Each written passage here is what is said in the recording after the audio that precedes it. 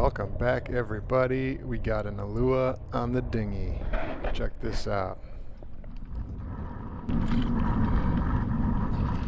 So this day we had beautiful conditions, as you're about to see, although it was quite windy. So we got lucky with the visibility.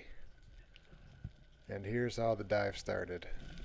Sorry that the camera angle's a little off, but I'm watching this uhu. And he gives me a nice pass. Somehow I miss. A little disappointed. I was able to get a couple more dives on him, but no luck. So check this out. I'm on the surface, cruising, and I see an ulua. So I pop on the GoPro and I grab my spoon. Now in my left hand I'm flashing the spoon.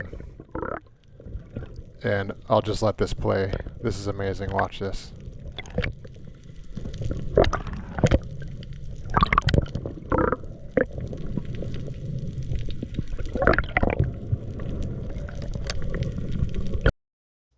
How nuts is this? Look at how many there were. I can't believe I was able to focus on not only passing up that first one because it was a little too far, but changing it up and picking the second one. Look at that. There's at least a dozen. Probably all 40 or 50 pounds. I've never seen anything like this.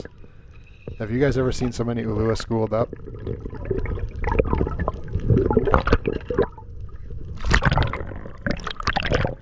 So now I'm just playing them, trying to keep them out of the caves and keeping an eye on that shark down there.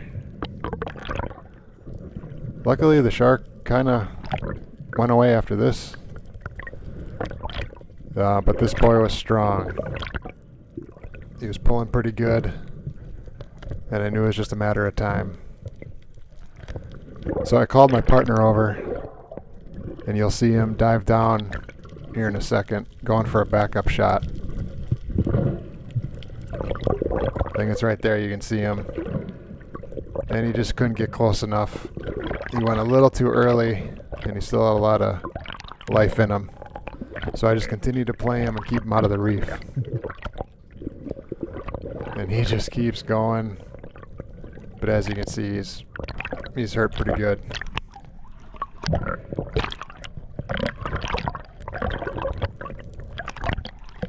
So just keep playing him and playing him.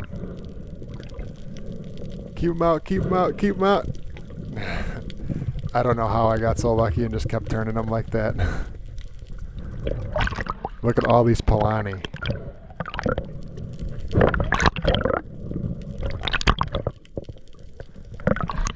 I managed to get it out on my buddy's spear gun.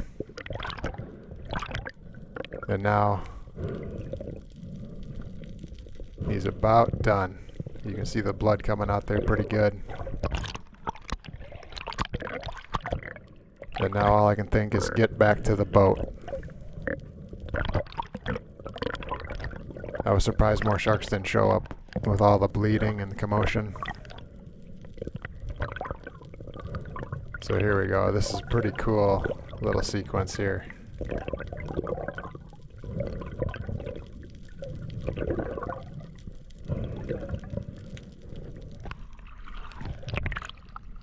The dinghy's over there somewhere, so we're going in the right direction. He's getting pretty weak. It's about time to put hands on this bad boy. This is easily the biggest fish I've ever shot here in Hawaii. And I'm just trying to be smart, take it slow.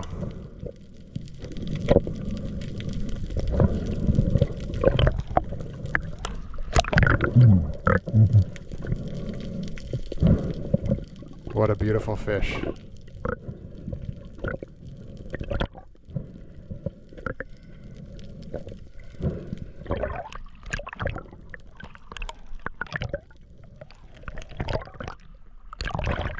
I tell you what, there's something about grabbing 50 pounds of fish when you're used to hitting 2 or 3 pound Roy. So we get it in the boat, time to head back. And here's that wind I was telling you about. It was rough. We ended up having to bail out the boat a couple times. It was just taking on water pretty good. But the old 8-horse got us home.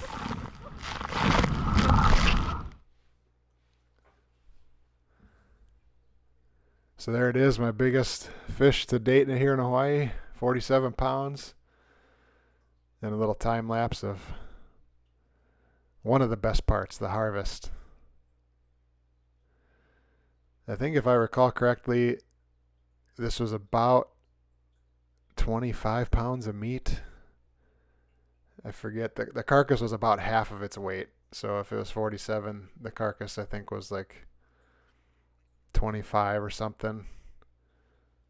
So just over 20 pounds of meat. Pretty cool. So after I quarter it, I just take the skin off, clean it up, and then I cut it into steaks and use the food saver and put it in the freezer. It's pretty fast there, but I also cut out the chest or belly right there below the pectoral fins. That's a nice little steak. Highly recommend. And yeah, let me know what you guys think. Thanks for watching.